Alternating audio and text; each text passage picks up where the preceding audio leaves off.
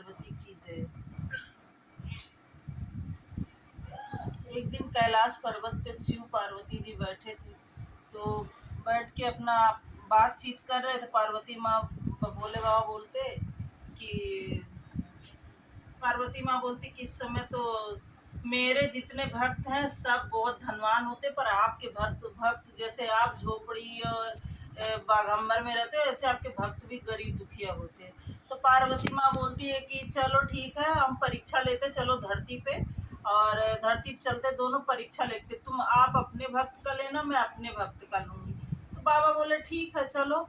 तो बाबा और माँ पार्वती ऐसा भेष बना के एकदम गरीब दुखिया का मैले कुचैले वस्त्र में दोनों ही धरती पर आए। धरती पे आए तो पार्वती माँ बोली कि पहले मेरे भक्त के घर चलो, मेरा भक्त जो है बहुत बड़ा राजा है इस गांव का, इस गांव का बहुत बड़ा राजा है, उसके घर चलो, आपका स्वागत होगा, खूब सेवा होगा, उसके बाद मैं आपके भक्त के पास जाऊंगी। तो बाबा बोले ठीक है, पहले आपका ही। पार्वती माँ आपके मतलब आपके भक्त भक्त के पास चलते हैं। तो पार्वती माँ बहुत खुशी से लेके बाबा को अपने शिष्य के पास आई। अब वो शिष्य उनका राजा था, उस गांव का बहुत बड़ा राजा था, उसके महल था, बहुत ऐशो आराम था। जाके बोली कि उनका जो पहरेदार था राजा का, उससे बोली कि हम जाके राजा को बुलाओ, वो मेरा शिष्य है, मैं उससे मिलने आई हूँ।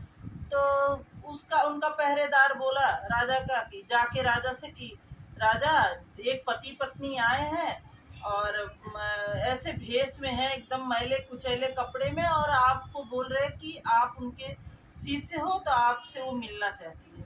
तो राजा बोला कैसे? बोला एकदम फटे हाल, बहुत गंदे मैले कुचैले हैं।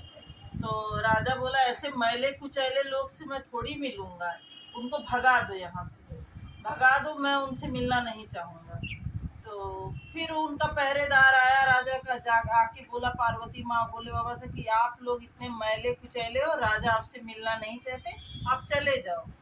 तब माँ पार्वती माँ बोली कि अरे जाके, तब दोबारा पार्वती माँ को लगा कि ये नहीं, राजा अहंकार में है, बहुत पैसा धन मेरे आशीर्वाद से उसके पास है, मेरा शिष्य है, मुझे ही भगा रहा, भागने। तो लास्ट में माता को बोलना पड़ा कि जाके बोलो कि हम गौरा पार्वती और भोले बाबा हैं, हम उनके दरवाजे पे आए, हम उनसे मिलना चाहते हैं, हमें बहुत भूख लगी, बहुत प्यास लगी, हम खाना पीना खाना चाहते हैं इसके बाद। तो जाके पहरेदार फिर बोला राजा से कि राजा, आपसे गौरा पार्वती और भोलेनाथ मिलने आए हैं, आप उनसे मिल लीजिए, उनको बहुत भूख प्यास लगी, आप उनके शिष्य हो।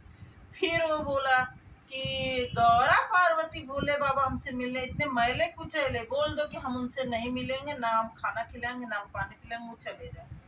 तब पार्वती माँ से भोले बाबा बोले अब इतना, इससे ज्यादा भी अपमान सहोगी पार्वती, तुम्हारा शिष्य तो तुमको भगा रहा है, 2 बार हो गया, आप यहाँ से चलो, इससे ज्यादा अब हम नहीं कुछ कर सकते, अब यहाँ से चलो मेरे भक्त के पास। तब पार्वती कहाँ चले? तो पार्वती माँ बोली ठीक है, अब आप अपने भक्त के पास ले चलिए। बाबा बोले ठीक है चलो, मेरा भक्त तो गरीब ही रह गरीब है, पर चलो चलते हैं, वहां भी परीक्षा लेते हैं। तो बाबा और पार्वती माँ चलते चलते चलते आए, तो एक झोपड़ी में एक ब्राह्मण का घर था, ब्राह्मण का घर था, वही झोपड़ी के पास खड़ी हो गई, उनके पास खड़ी हो बोले भिक्षाम देही। तो एक पंडितानी निकली, बोले हाँ बाबा माँ आइए। तो बोले कि ये आज हम बहुत भ्रमण करते करते थक गए हैं, आज हम आपके घर रुक सकते हैं? पंडितानी बोली हाँ आइए बाबा और माता रुकिए हमारे घर पे। आके वो लोग उनके घर चौकी पे बैठा दिए दोनों को, पार्वती माँ भोले बाबा को बैठाई, और पैर चरण चरण धोया वोया, वो लोग मैले कुचैले कपड़े में थे, उनको अपना नहलाई धुलाई, और पति का जो धोती कुर्ता था वो बाबा को पहनने के लिए दे दिया, और जो अपने साड़ी थे वो माता पार्वती को पहनने के लिए दे दी। नहाने के बाद वो लोग साफ सुथरा होके बैठ गए। अब पंडितानी के पास खाने के लिए खुद को कुछ नहीं था, पंडित जी वही है रोज कथा पूजा करने निकलते थे गांव में, कहीं भिक्षा उक्षा मिल जाता था पूजा पाठ करने के, थोड़ा आटा चावल कुछ वही लेके शाम को जब आते थे तो उनके घर में खाना बनता था, उसके पहले तो कुछ उनके घर में खाने को नहीं था। तो उस दिन पंडित जी भी सुबह निकले थे मांगने के लिए, मांगने के लिए। तो कल उस दिन कहीं कथा पूजा, कहीं भिक्षा उनको नहीं मिला। बस आते आते आते टाइम शाम में एक घर पे उनको एक मुट्ठी सत्तू मिला। बस एक मुट्ठी सत्तू मिला, वो लेके अपने घर आए। अब यहाँ बाबा पार्वती माँ भोले बाबा नहा धो के बैठे हैं। तो खाने को तो क्या दे पंडितानी, वही इंतजार कर रही है कि मेरे पति कुछ मांग उंग के ले आए तो मैं इन लोग को बना अतिथि भव को खिलाऊं। तो जब पंडित जी शाम को मांग उनको एक मुट्ठी सत्तू मिला, तो सोचे चलो इसमें से आधा मैं खा लूंगा, आधा मेरी पत्नी खा लेगी, खा के सो जाएंगे। पर एक मुट्ठी मिला। जब घर में घुस रहे हैं तो देख रहे हैं कि एक बुजुर्ग बैठे हुए हैं, एक बाबा और एक माँ बैठी हुई हैं। तो अपने पत्नी से पूछते ये कौन आया है, ये कौन है। तो माँ पंडितानी बोलती है कि अतिथि भव आए हमारे घर, ये अतिथि हैं, चलते चलते घूमते घूमते थक गए थे, तो बोले आज हमको यहाँ विश्राम करने को मिल जाएगा। हम बोले हाँ विश्राम करिए हमारे घर में। तो इनको अभी तक कुछ खाने पीने को नहीं दी हूँ। तो पंडित जी बोले ऐसा है कि आज तो कुछ मिला नहीं, यही आते आते शाम को उनको एक मुट्ठी सत्तू मिला है। ऐसा करो, आज ये सत्तू आप इन दोनों जन को खिला दो, अतिथि भव को।